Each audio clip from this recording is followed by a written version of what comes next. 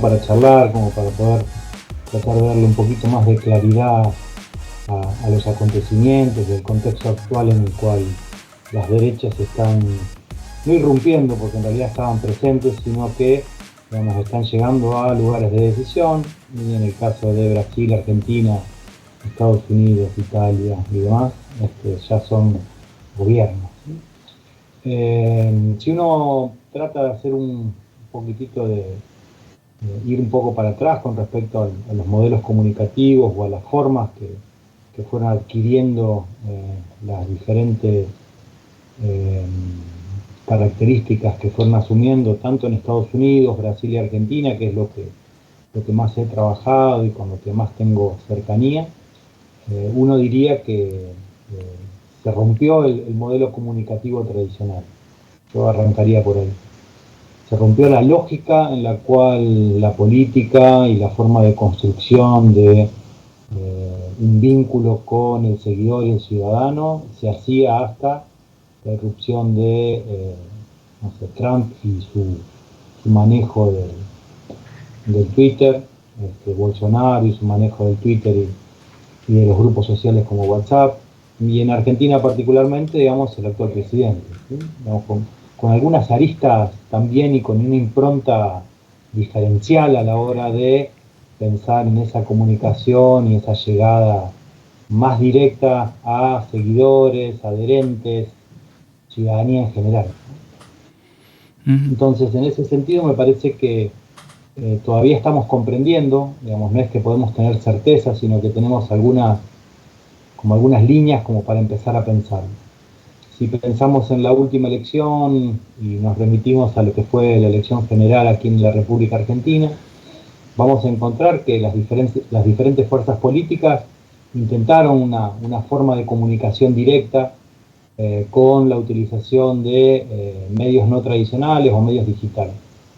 Posterior al debate, digamos, yo creo que en eso todos se pueden acordar de los memes que empezaron a circular. Entonces, digo, ahí también hay una forma de comunicación no directa, pero que involucra a las audiencias, receptores, consumidores, porque tampoco tenemos una certeza para saber a quién se le habla y cómo se le habla.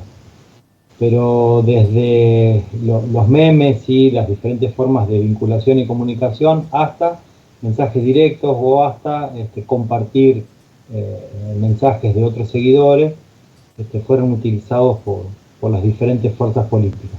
Pero creo que el que más se hizo eco fue Javier Milei, el actual presidente, ¿sí? Desde La Libertad Avanza. La izquierda con algunos atisbos, la centroderecha, la centroizquierda argentina, ahí tenemos, digamos, los variopintos, ¿no? También lo utilizaron, pero no tuvieron el éxito que tuvo el actual presidente, ¿sí? Y lo loco, ¿sí? Cuando digo lo loco es desde lo comunicacional, uno podría pensar las nuevas plataformas. Y creo que en ese sentido la Libertad Avanza tuvo una utilización diferencial a la hora de potenciar lo que otros decían.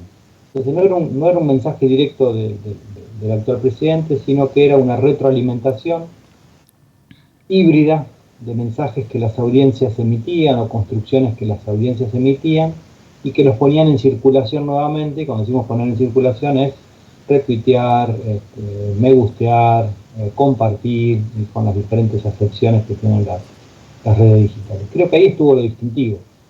Si uno hace un seguimiento de lo que fue la cuenta oficial del actual presidente, Javier Milei, en TikTok, fueron muy pocas las publicaciones que tenía. Porque tenía una actividad que era la de retrabajar o reponer en circulación las cuentas de los adherentes y de los seguidores. Una de las más conocidas era Peluca Milei, ¿sí? En donde retrabajaba ahí cuestiones para reafirmar el liderazgo, reafirmar el vínculo directo con los seguidores. Eh, si uno piensa la actualidad y este contexto, es muy difícil de decirlo, porque las redes son muy difíciles de trabajar. Entonces lo que sí podemos decir es que hay un cambio en la construcción enunciativa de quién es aquel que emite el mensaje, y hay un cambio en la forma, y eso sí es algo que es saliente. Cuando digo en las formas, antes había, se cuidaba mucho lo que se decía, cómo se decía, en el contexto que se decía, a quién se le decía, ¿no? Hoy lo que vemos es que las actuales derechas, tanto argentinas, latinoamericanas como europeas, no cuidan en nada. Es decir, hay un concepto que es la incorrección política, ¿no? Hay una incorrección en lo que te digo y no importa, ¿sí? Y te puedo tratar, y te puedo bastardear, y te puedo agredir, y te puedo, ¿sí? Digamos, sin importarme cuál va a ser la situación que eso emane, ¿no? Y lo vemos con el actual presidente argentino, que no le preocupa lo que dice, simplemente lo dice. Entonces hay una incorrección política, un trato directo con la ciudadanía, con los seguidores, con los ciudadanos, y que realmente llama la atención, ¿sí? Digamos, creo que... Disculpame, sí, es esa incorrección que vos marcás la que incomoda o descoloca a la política tradicional, ¿no? Porque no sabe cómo contrarrestarla o cómo entrar en esa conversación. Algunos se quedan con el uso de las herramientas y está claro que no pasa por ahí, ¿no? O sea, veían el éxito en campaña de Milei con TikTok, entonces decían, bueno, vamos a TikTok, porque ahí está el público joven o porque, digamos, ahí es más efectivo. Anteriormente pudo pasar con Instagram, con Twitter, con distintas plataformas. Bolsonaro se dijo mucho que llegó al poder con un uso efectivo del WhatsApp, de la mensajería directa, ¿no? Trump con X o Twitter en ese momento. Pero en realidad creo, y por lo que estás diciendo también se desprende, no se trata solo de la herramienta, sino de esa incorrección, de esa otra forma de comunicar, ¿no? Sí, sí. A mí me parece saliente, sí, lo que fue la campaña, por ejemplo, nosotros hicimos un seguimiento de las cuentas oficiales de lo que fueron el binomio Bullrich-Petri, de lo que había sido, digamos, el binomio Massa, ¿sí? Y también lo que veíamos era eso, es decir, que se gastó mucho, hubo mucha inversión por parte de lo que fue la Alianza Cambiemos para tener una presencia en TikTok, y que en realidad, digamos, no tuvieron un efecto o el efecto deseado. Y por otro lado, con bajo presupuesto, ¿sí? Y cuando decimos bajo presupuesto es casi ínfimo con respecto a las apariciones que tenía la Libertad Avanza, sobre todo en TikTok, pero en realidad es la reutilización de lo que sus seguidores hicieron, y eso es lo saliente, ¿sí? Porque en realidad ahí había un nicho, y que ese nicho, digamos, si uno se pone a pensar, digamos, viene desde el menemismo para esta parte, que cuajó, que después de la pandemia del COVID y demás, digamos, logró catalizar un enojo ciudadano muy presente, pero en realidad es lo que se dice, cómo se dice y en qué contexto se está diciendo, ¿no? Porque los videos de TikTok eran videos realmente, digamos, que eran ediciones muy agresivas, ¿sí? Cuando digo muy agresivas es muy directas, en donde la violencia verbal estaba explícita. O sea, entonces digo, si hay violencia verbal por parte de un candidato, si hay violencia verbal por parte de un político, eso no se había visto hasta este momento, ¿sí? Es decir, utilizar la manera agresiva, porque no es la denuncia, ¿no? Es decir, voy a tribunales y voy a contemplarlo, no, te trato de ladrón y te digo que sos un ladrón, y te trato de zurdo de mierda y te lo digo, sos un zurdo de mierda, ¿sí? Y esa cuestión de no medir las palabras también tiene que ver con algo que la ciudadanía a lo mejor estaba esperando, alguien que hable de manera directa y sin intermediaciones, ¿no? A mí todavía me sigue sorprendiendo, ¿sí? Cuando digo me sigue sorprendiendo digo, lo vimos la semana pasada y lo seguimos viendo con respecto a la forma, a la manera y la construcción discursiva, y ya no es solamente en las plataformas, sino que es en los actos oficiales. Fue en la Asunción, fue cada vez que se enfrenta a determinados auditorios, no importa el auditorio, sean adherentes o no sean adherentes, la agresión sigue estando, y si a uno le suma la verborragia discursiva a las expresiones, ¿sí? Cuando digo las expresiones es cómo lo digo, con las entonaciones, los ojos, la cara, digamos, eso también está comunicando y está diciendo, ¿no? Y eso no había sido por lo menos trabajado, visto en los últimos tiempos, a partir de cumplir un rol como ser el presidente de la nación, que es mucho más es una responsabilidad institucional el lugar que se está ocupando, ¿no? Uh-huh. ¿Y cómo ves? Estamos tratando de hacer esta vinculación entre las diferentes exponentes de esta corriente, ¿no? de esta nueva derecha, pero nos estamos deteniendo, bueno, por conocimiento profundo más en el caso de Milei. ¿Cómo ves esa transición que hizo, me estoy refiriendo también en tiempos de campaña, de los medios tradicionales, en este caso el uso de la televisión? Se habla mucho de un presidente que viene de ser panelista, ¿no? Es cuando irrumpe y se empieza a ser conocido en la opinión pública como panelista de programas de televisión o como invitado, a las redes sociales, ¿no? Porque no, digamos, lo de TikTok y demás viene después de que se lo conoce a través de un medio tradicional y después se queda con las redes sociales, o por lo menos no principalmente, va de un lado a otro, pero la explota más. ¿Cómo ves esa transición, digamos, ese uso también de los medios tradicionales y las redes sociales? A ver, creo que todos intentan esta lógica de llegada, una llegada directa con la ciudadanía, con los adherentes. Pero la empatía la logran pocos. Y cuando digo la empatía es realmente tener un éxito a la hora de emitir un mensaje, o mandar un tweet, o un short de YouTube, o una presencia en una red digital, y que eso tenga una amplificación, es decir, que sea distribuido de manera instantánea, ¿sí? Por las diferentes plataformas. Y que eso llegue también a los medios tradicionales, ¿no? Creo que lo que sí asistimos hoy es a una hibridez.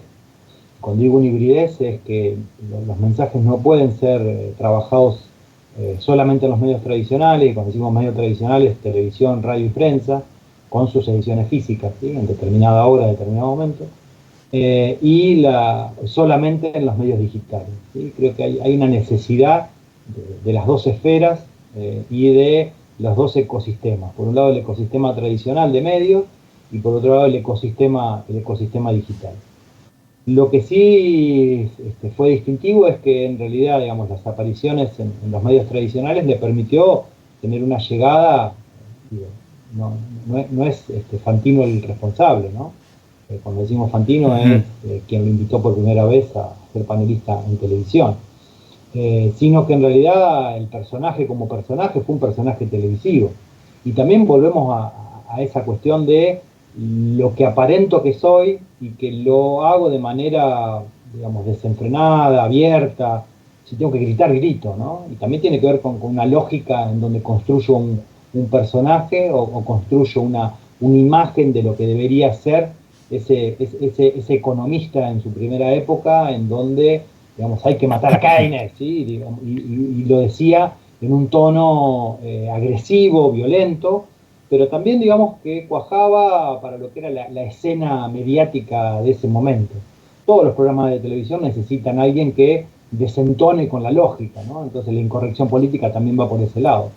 Pero lo que sí es saliente, y en esto sí vuelvo a insistir, es cómo esas pequeñas apariciones o esas apariciones en los medios tradicionales después era amplificada hasta el hartazgo por pequeños fragmentos, recortes, y eso sí era amplificado por las diferentes redes, por sus propios seguidores o por quienes consideraban que esta persona tenía que tener el derecho a poder ser escuchado, visto y demás.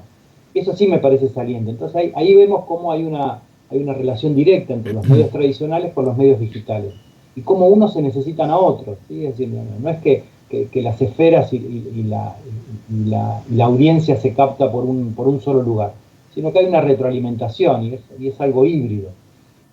Luego, cuando ya logró una trascendencia en los medios tradicionales, empezó a tener toda una presencia mucho mayor en los medios digitales. Pero vuelvo a insistir, independientemente de que se rodeó de gente joven, con lenguajes, con narrativas, porque esta es otra, ¿sí? Es decir, la narrativa tradicional de la política no estuvo presente, ¿sí? Es decir, la escenificación con la motosierra era algo que realmente, digamos, cuajaba con su personaje y que, digamos, era lo que la audiencia quería ver también, ¿no? En esto los algoritmos son, y cuando digo los algoritmos es, bueno, ver qué es lo que tiene éxito y muy rápidamente poder adecuarnos a aquello que las audiencias o aquellos que están consumiendo, likeando y visualizando, que son las nuevas formas de monetización en lo digital, quieren escuchar, ¿no? Y a partir de eso también me pongo a disposición de la audiencia. Y si hay algo que cuaja y que da resultado, lo voy a repetir hasta el hartazgo. Cárcel a los kirchneristas, muerte a los zurdos, zurdos rojos, digo, hay tantas frases hashtag, ¿sí? Porque son frases hashtag que también están pensadas, que se reproducen, ¿no? Y se reproducen desde mensajería instantánea por WhatsApp hasta los shorts de YouTube o las cuentas que son adherentes al actual presidente, ¿no? Sí, y incluso algunos pensaban que, bueno, lo que indican los manuales de la comunicación política, ¿no? O sea, claramente diferenciar lo que es la comunicación de campaña de lo que es la comunicación de gobierno.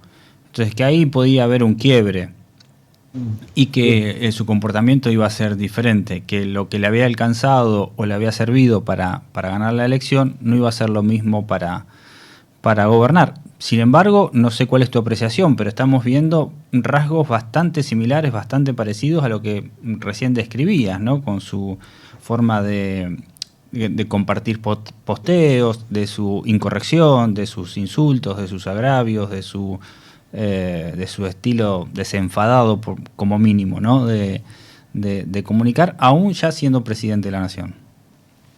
Sí, algunos dicen, habría que avisarle que no está en campaña, ¿no?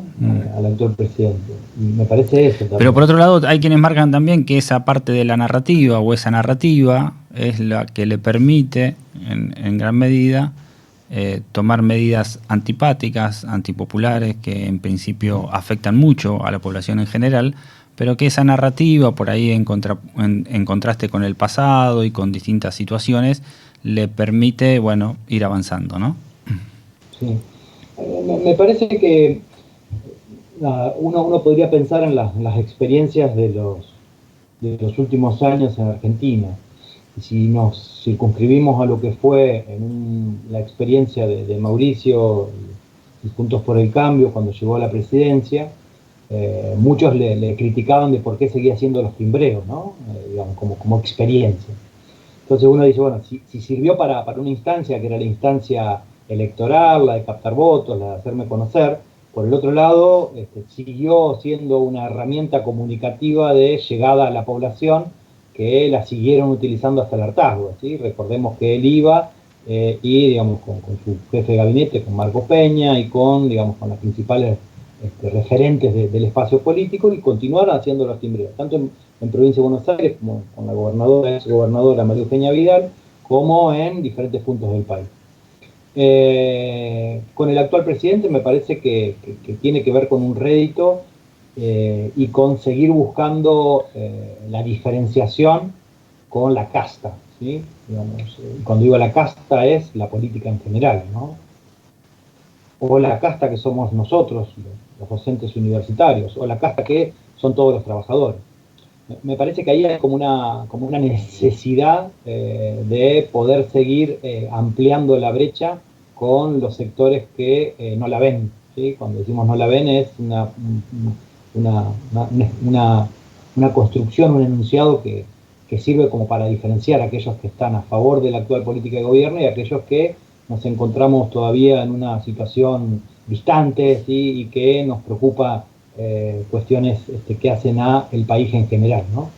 Entonces, en ese sentido, me parece que la lógica electoralista de campaña ha cobrado y ha redoblado el esfuerzo, porque con la ley bases y la ley ómnibus siguió en campaña, ¿sí? Y agrede, ataca a aquel que no está de acuerdo con aquello que el actual presidente considera que debe ser tomado en cuenta. Entonces me parece que sigue en campaña y que sigue tan agresivo y tan directo, ¿sí? Sin intermediarios, como lo hizo en el momento de campaña, que le ocasionó llegar primero a poder disputar el balotaje y después ganar el balotaje, ¿sí? Entonces en ese sentido me parece que todavía sigue en campaña y sigue utilizando una comunicación sin filtros que es de campaña.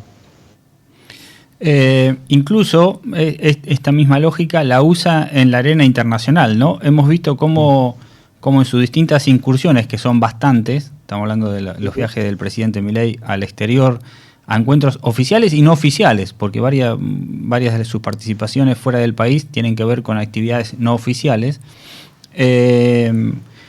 Bueno, lo usa como un amplificador de la misma lógica comunicacional, de su mismo mensaje, ¿no? Incluso trayéndole algunos problemas diplomáticos, como fue la anterior visita a España a un encuentro de Vox y la derecha europea.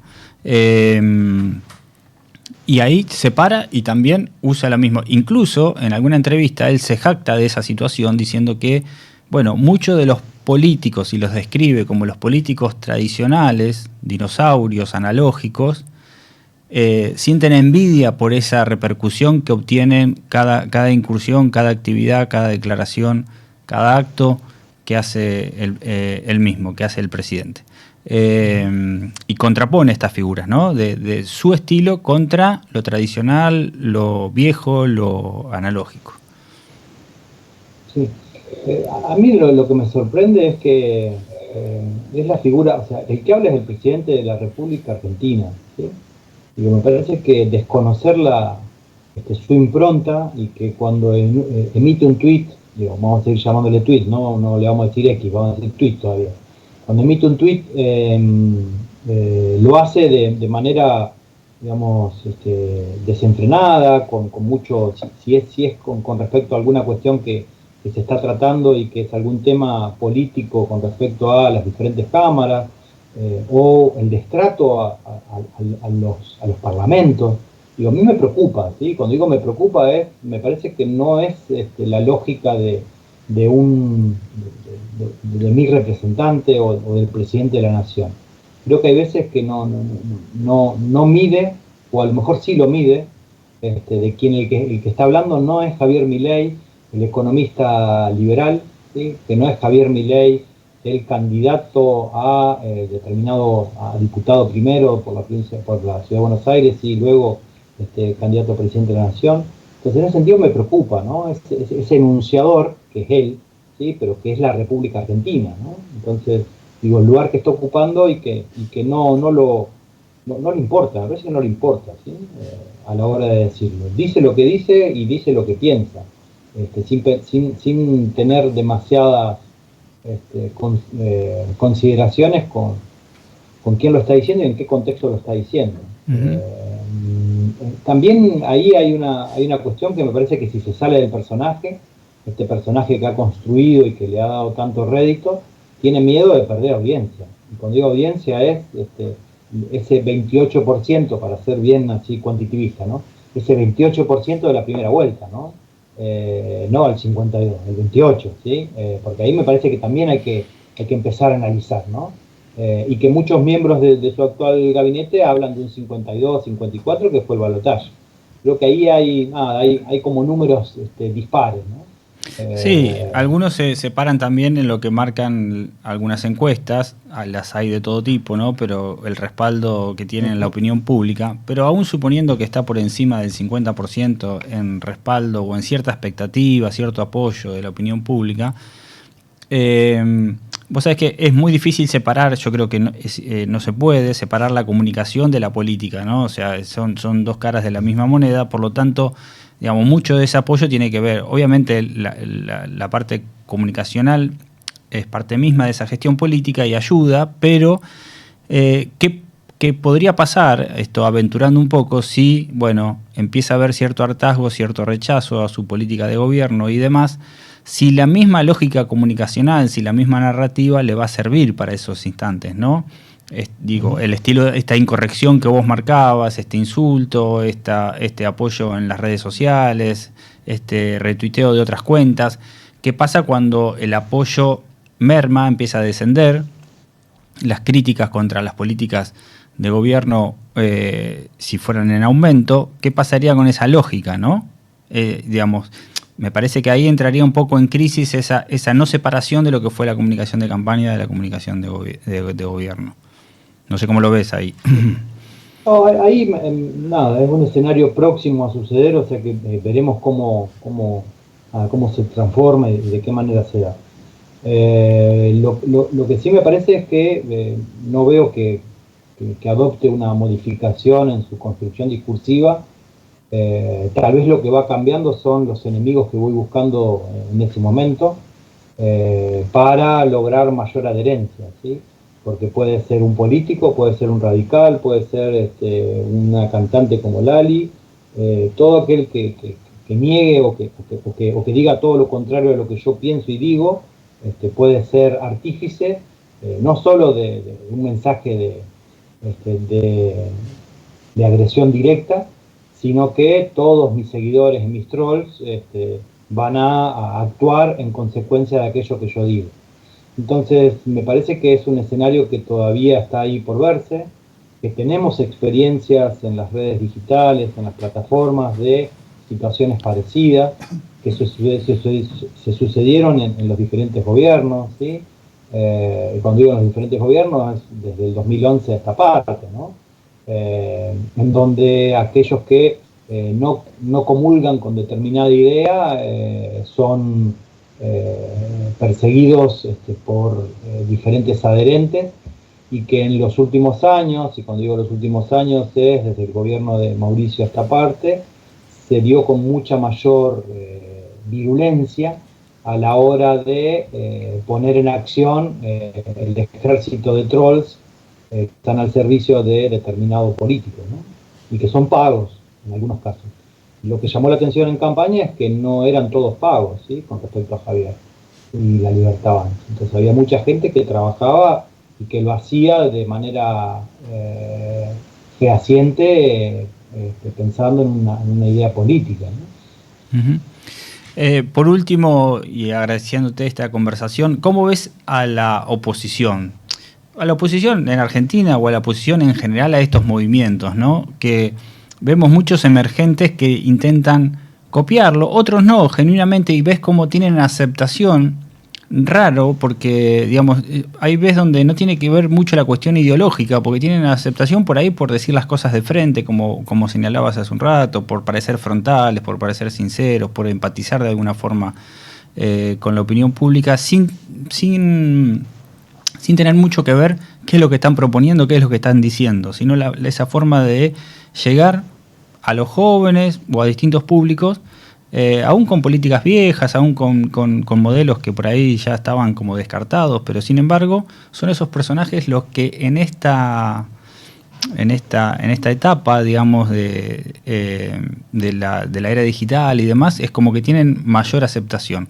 ¿Cómo ves que está esa oposición en general a este movimiento actuando, digamos, en términos comunicacionales? Me parece que le costó, primero el cachetazo fue grande, ¿sí? Cuando digo cachetazo fue grande, pensaron que en un primer momento el presidente iba a ser el ex jefe de gobierno porteño, después al perder con Patricia, era Patricia. Creo que ahí, digamos, la oposición quedó como que iba a ser gobierno y quedó, ¿sí? Digamos, encontrándose en un lugar que no querían estar, y terminaron siendo, bueno, digamos, hoy Patricia está en el gobierno y parte de Juntos por el Cambio también, ¿no? Creo que todavía se están acomodando. Creo que no comulgan con la agresividad, no comulgan con esta incorrección política, por lo tanto son artífices de no poder llegar a las audiencias de la misma manera que llega el actual presidente. Me parece que todavía se están interpelando desde qué lugar están o en qué lugar están, y tratan... Se puede decir que la moderación no tiene espacio en este contexto. No, yo creo que están siendo muy moderados, ¿sí? Creo que están siendo porque no juegan desde el mismo lugar, no están agrediendo. Yo no veo que la oposición agreda, ¿sí? O por lo menos los registros que tengo no son de agresiones. Siempre llaman al debate, llaman a tratar de repensar el diálogo y otras cuestiones, pero no veo que la oposición que ocupa lugares en las cámaras representativas, tanto en diputados como en senadores, sea agresivo, ¿sí? Claro, pero ¿ves posibilidad de escucha para esa moderación? No creo que no están llegando a nadie. Cuando digo no están llegando a nadie se están preguntando cómo hacer para llegar. Creo que y en esto, digamos, me pongo en mi lugar de docente universitario. Creo que la marcha del 23 de marzo fue la única que pudo aunar diferentes miradas que, digamos, se encolumnaron detrás del derecho a la educación y el derecho a la educación pública, y logró cuajar ahí como como una especie de oposición, pero que en realidad, digamos, no sé, lo que se dice de la ley ómnibus en Cámara de Diputados, lo que se dice en Cámara de Senadores, me parece que la oposición no está llegando a la población, ¿sí? Me parece que están hablando entre ellos, y cuando digo entre ellos son los diferentes partidos, alianzas, que representan algún porcentaje de la población y están en esos cargos legislativos, ¿sí? Pero creo que no. Tal vez en campaña la izquierda, cuando le llamó no sos un león sino un gatito mimoso, eso sí cuajó. Y cuando digo cuajó es porque utilizó esa etiqueta, porque pensemos que la comunicación hoy es una pequeña frase, una etiqueta que puede ser redistribuida por un montón de plataformas y demás. Las pequeñas frases que son hashtagueables o que tienen empatía con el otro, ¿no? Los memes. Sí, los memes. Pero digo, hay un autor que es Henry Jenkins, que yo siempre lo trabajo, y que él habla de la propagabilidad de la construcción discursiva. Entonces dice, muchas veces los usuarios, y por ahí no está pensado en los políticos, ¿no? Pero digo, los usuarios de las redes hacen propagables sus propios discursos. Y hacer propagable algo no es escribirlo bien. Hacerlo propagable significa que sea corto, que tenga empatía con el otro y que pueda ser redistribuido por otras plataformas. Entonces se propaga de una manera rápida, ¿no? Y por el otro lado que sea pegajoso, dice. Entonces es propagable y pegajoso. Y pegajoso es que el otro se adhiera, ¿sí? Cuando se adhiere es porque acuerda con aquello que están diciendo, ¿no? Entonces esas son dos cuestiones centrales para cualquier mensaje que puede ser distribuido o cualquier texto que puede ser distribuido por las redes. Lo había logrado Trump en Estados Unidos, lo había logrado Bolsonaro en Brasil y lo está logrando Javier en Argentina, ¿sí? Cada frase que sube es una frase hashtagueable, independientemente que uno esté de acuerdo o no. Digamos, tanto los que no están de acuerdo dicen, mirá lo que dijo, ¿no? ¿Cómo se atreve a decir esto en este contexto para estas personas? No lo sé. Pero bueno, resumiendo, creo que la oposición todavía no le encontró la vuelta. Puede tener mucho dinero para poner en juego y pagarle a muchos consultores, pero todavía no... Sí, no es una cuestión de recursos tampoco. No es una cuestión de dinero, no, es una cuestión de ideas, de llegada, de empatía. Bueno, estamos en un contexto en el cual la violencia verbal está implícita y realmente nos preocupa, ¿no? Que se acepte. Imagino cómo se aborda desde la academia, ¿no? Un poco, si bien se está escribiendo mucho sobre estos temas, digamos, no es nuevo y hay bastante literatura. Bueno, nada, ahí hay que revisar algunas cuestiones, ¿no? Para la cuestión pedagógica. La academia demora mucho, no tiene una respuesta inmediata, porque nada, tiene que ver con recursos metodológicos, con empezar a pensar, identificar los problemas, y creo que las coyunturas políticas, y sobre todo las coyunturas políticas de los últimos 10 años, son muy veloces. Hay una transformación muy rápida, ¿sí? Muy rápida de los mismos candidatos, de los mismos partidos o las alianzas y las audiencias. Creo que aprendemos en todos los escenarios de campaña, volvemos a aprender. El otro día charlaba con el que había sido el asesor de campaña de Lula, que estuvo en la Facultad de Ciencias Políticas y Relaciones Internacionales y dio una conferencia. Entonces una de las cuestiones que se planteaban era que del otro lado, es decir, cuando le ganó la campaña a Bolsonaro, que era oficialista, ¿no? Entonces, ¿cómo rebatían aquello que era transmitido por las redes? En realidad se lo replanteaban en cada momento, y creo que eso tiene que ver también, es decir, con cada mensaje que sale hay que tener una técnica, una estrategia particular para poder responderla. Y hay veces que la mejor respuesta es la no respuesta. Pero ciertos temas no hay que responder, porque si no se genera mucho más, ¿no? Y me parece que en este contexto también es eso. Hay veces que no hay que responder sobre ciertos temas, ¿no? Porque si no se genera como esa bola que va aumentando.